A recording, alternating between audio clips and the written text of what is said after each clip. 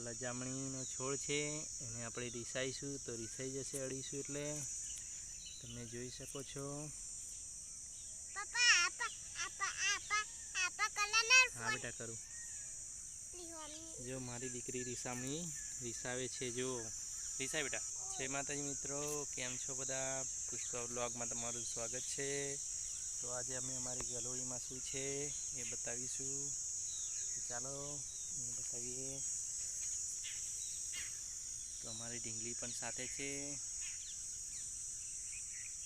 આ છે લજામણી, જે ચારની અંદર અત્યારે ડબાઈ ગઈ છે મિત્રો। તો આ લજામણીનો છોડ છે, એને આપણે રીસાઈશું તો રીસાઈ જશે, અડીશું એટલે તમે જોઈ શકો છો। હા બેટા કરું। જો મારી દીકરી રીસામણી રીસાવે છે, જો રીસાય બેટા।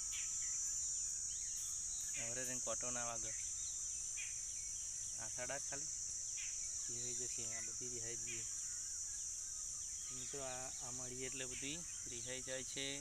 તમે પણ છોડને તો જોયો જ હશે। તો અમારે તો ઘણા બધા અહીંયા ઉગ્યા છે, અહીં એક જ છે પણ આવડો મોટો થયો છે। તો આ રહ્યો લજામણીનો છોડ,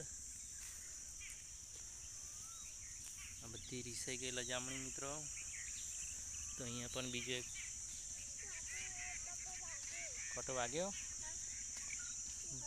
અંધારો હતો છોડને। તો મિત્રો અમારી ગલોળી અત્યારે આવી થઈ છે। ગિલોળાનો સારો ભાવ પણ છે, ગિલોળી પણ સારી અત્યારે ઉતરે છે। તો મિત્રો આપણે મળીશું ફરી બ્લોગમાં। મિત્રો મળીશું ફરી।